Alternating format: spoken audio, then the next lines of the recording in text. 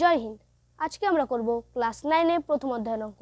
তার জন্য আমি কিছু সূত্র ও কিছু তাদের ইংরেজি নাম বলে দেব। আপনারা কিন্তু সব কিছুই খাতায় নোট করে রাখবেন, কারণ অনেক সূত্র বা অনেক আমি যা বলবো সেটা অনেক সময় চাকরির পরীক্ষায়ও আসতে পারে। তার জন্য আপনারা কিন্তু সেসব নোট করে রাখবেন, কারণ কোনো চেয়ারে যদি একটি পায়া ভেঙে যায় তাহলে কিন্তু সেটা ঠিকমতো দাঁড়াতে পারে না। তার জন্য কিন্তু আমাদেরও সব সূত্র জেনে রাখতে হবে, কারণ কোনো অঙ্কে যদি একটি সূত্র না জানি তাহলে কিন্তু অঙ্কটা ঠিকমতো হবে না। তাই আমি আজকে কিছু সূত্র ও তাদের ইংরেজি নাম বলবো। প্রথমে আমরা কি পড়ব? প্রথমে আমরা পড়ব মূলদ সংখ্যা কাকে বলে। প্রথমে আমরা পড়ব মূলদ সংখ্যা কাকে বলে। যে সকল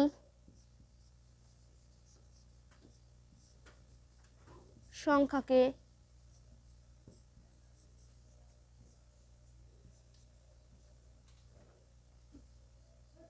p/q আকারে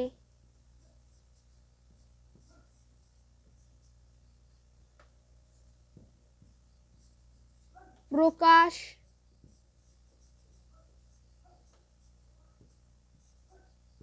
করা যায়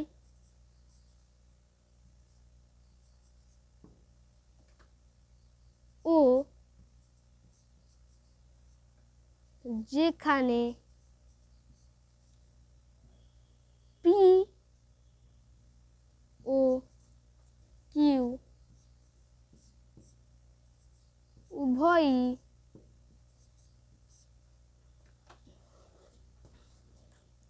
পূর্ণ সংখ্যা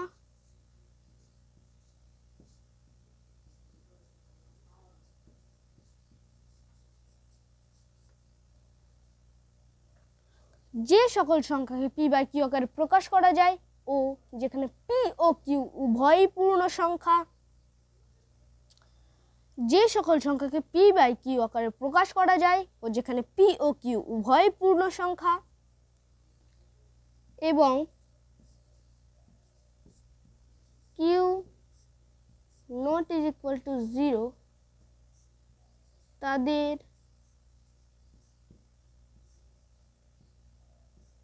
বলে মূলদ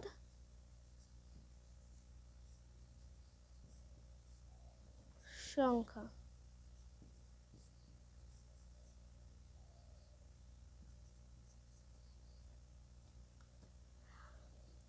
তাহলে কি কাকে মূলদ সংখ্যা বলে? যে সকল সংখ্যাকে p/q আকারে প্রকাশ করা যায় ও যেখানে p ও q উভয়ই পূর্ণ সংখ্যা এবং q not is equal to 0 তাদের বলে মূলদ সংখ্যা। আবার বলে দিচ্ছি, যে সকল সংখ্যাকে p/q আকারে প্রকাশ করা যায় ও যেখানে p ও q উভয়ই পূর্ণ সংখ্যা এবং q not is equal to 0 তাদের বলে মূলদ সংখ্যা।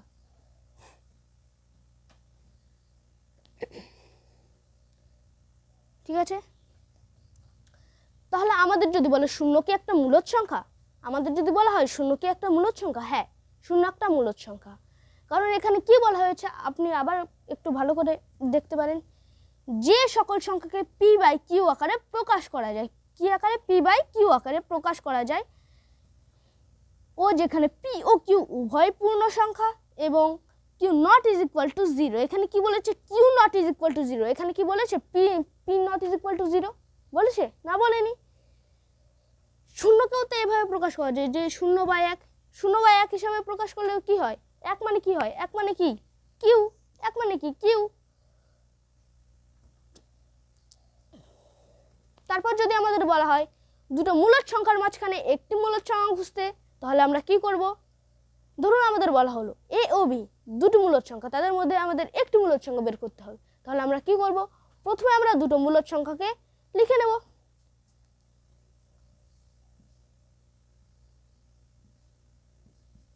তারপর কি করব? যেই দুটো মূলদ সংখ্যা সেই দুটো মূলদ সংখ্যাকে যোগ করে বাই 2 দেব। তাহলে a plus b by 2, a plus b by 2।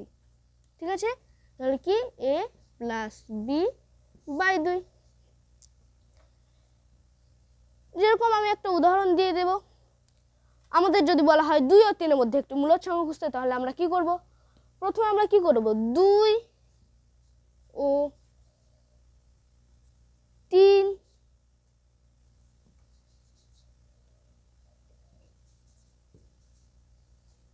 লিখব। তারপর কি করব, দুটো সংখ্যা যোগ করে, অতএব 2 ও 3 যোগ করে বাই 2 দিয়ে দেব। তাহলে কি করব, 2 যোগ 3 বাই 2, তাহলে কি হবে 5 বাই 2। তারপর ধরুন আমাদের বলা হলো যে 2 ও 3 এর মধ্যে 3টি মূলদ সংখ্যা খুঁজতে। তাহলে আমরা কি করব, আমরা 2 ও 3 এর মধ্যে যদি আমাদের বলা হয় 3টি মূলদ সংখ্যা খুঁজতে, তাহলে আমরা প্রথমে 2 যোগ 3 বাই 2 সমান সমান কত, 5 বাই 2 বেরিয়ে গেল। একটা সংখ্যা বেরিয়ে গেল কত, 5 বাই 2, একটা সংখ্যা বেরিয়ে গেল। আর দুটো সংখ্যা আমি কী করে বের করব, আর দুটো সংখ্যা বের করার জন্য আমাকে প্রথমে 5 বাই 2 ও 2 যোগ করে বাই 2 দিতে হবে। তার কারণ কি, দেখুন আমি এখানে কি করলাম, 2 ও 3, 5 বাই 2 মানে কত, 2 পূর্ণ 1 বাই 2। তাহলে 2 পূর্ণ 1 বাই 2 হলে 2 পূর্ণ 1 বাই 2 হলে প্রথমে আমরা 2 ঘর যাব। আমরা তো কি বলেছি 2 ও 3 এর মধ্যে বের করতে। তাহলে প্রথমে আমরা 2 ঘর যাব, 2 ঘর গিয়ে 1 বাই 2 মানে কত, 2 ভাগের 1 ভাগ, 2 ভাগের 1 ভাগ মানে কি, এটাকে দুটো ভাগে বিভক্ত করো। দুটো ভাগে বিভক্ত করার পর যেই অংশটা বেরোবে আমরা কি করব, 1 ঘর, উপরে কত আছে 1 আছে, তাহলে আমরা 1 ঘর পর্যন্ত গুনবো। উপরে কত আছে 1 আছে, তাহলে আমরা কয় ঘর পর্যন্ত গুনবো, 1 ঘর পর্যন্ত গুনবো। 1 ঘর পর্যন্ত গুনলে আমাদের কি হবে, এখান থেকে আমরা এখানে যাব, আর এখানে গেলে কত হবে, 2 পূর্ণ 1 বাই 2 হবে। তাহলে এই সংখ্যাটা অবস্থান এখানে হবে। তারপর যদি আমাদের বলা হয় যে 3টে সংখ্যা বের করতে, আমি তো বলেছিলাম যে 3টে সংখ্যা বের করতে হলে আমরা কি করে এটা বের করলাম, কি করে এই দুটো যোগ করে বাই 2 দিয়েছি, এই দুটো মাঝখানেরটা বের হয়েছে। তেমনি এই দুটোর মাঝখানেরটা বের করতে হলে আমি কি করব, এইটা ও এইটা যোগ করে বাই 2 দিয়ে দেবো, তাহলে বেরিয়ে গেল। তাহলে আমি কি করব, 2 যোগ 2 পূর্ণ 1 বাই 2 মানে কত, 5 বাই 2 সমান সমান কত, 2 যোগ 5 বাই 2 সমান সমান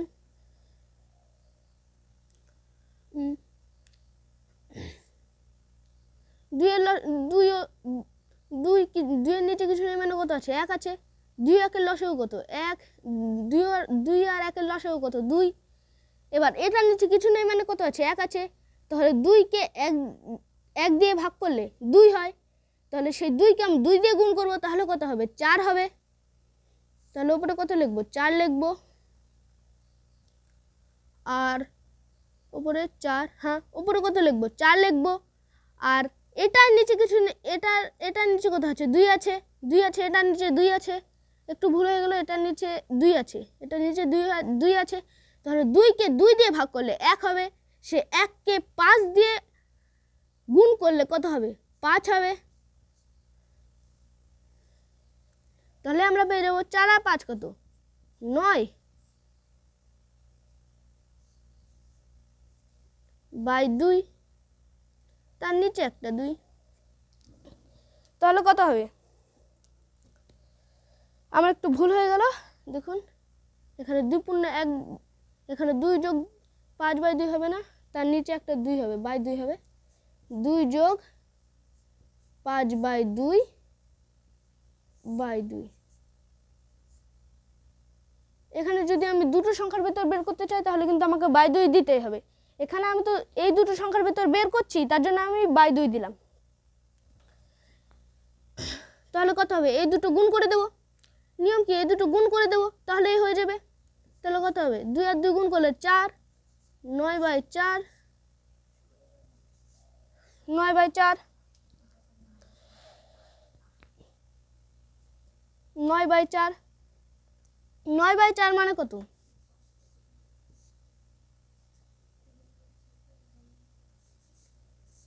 9 বাই 4 মানে কত, 9কে 4 দিয়ে ভাগ করলে 2, 8, নিচে 1, তাই তো। তাহলে কত হবে, 2 পূর্ণ 1/4। তাহলে 2 × 1/4 মানে কি 2 ঘর গিয়ে 4 ভাগে ভাগ করব। 1 2 দেখুন 1 2 3 4 4 ভাগে ভাগ করলাম। সে 4 ভাগে ভাগ করার পর আমি কয় ঘর যাব? উপরে কত আছে? 1 আছে। তাহলে আমি কয় ঘর যাব? 1 ঘর যাব। 1 ঘর গেলে এখানে হবে সেটা অবস্থান। কার অবস্থান? 2 × 4/1, তাই তো? এখানে হবে। ঠিক আছে,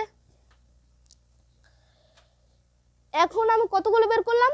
2টো বের করলাম। এরপর কতগুলো বের করব? 3টে বের করতে বলেছে তো আমাকে তো কতগুলো বের করতে বলেছে? 3টে বের করতে বলেছে।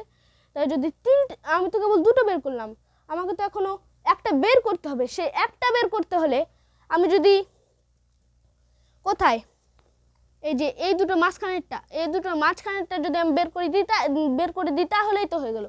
তাহলে এই দুটোর মাঝখানেরটা বের করতে গেলে আমাকে কি করতে হবে? এই দুটো যোগ করে এটা কত? এটা কত? এটা হলো 5/2। এটা হলো 5/2।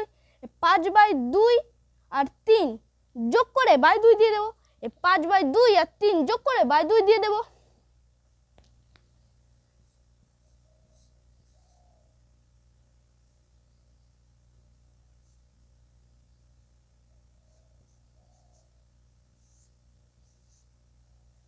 সমান সমান কত হবে?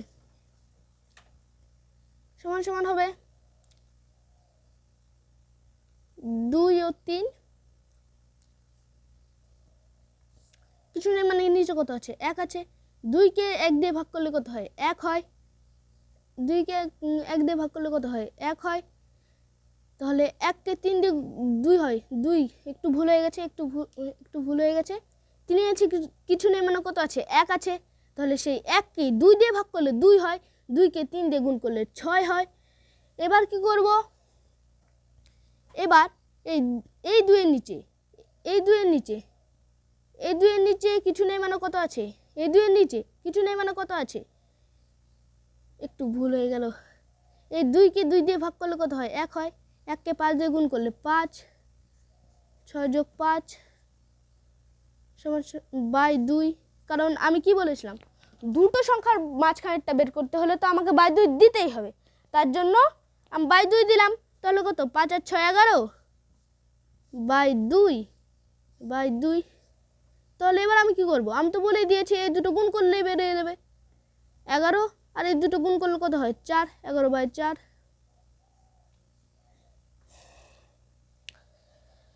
আশা করি আপনারা হয়তো বুঝেছেন। আজকে আমি এতটুকুই করাতে পারলাম, আর বাকিটুকু আগামী দিনে আমি করিয়ে দেব।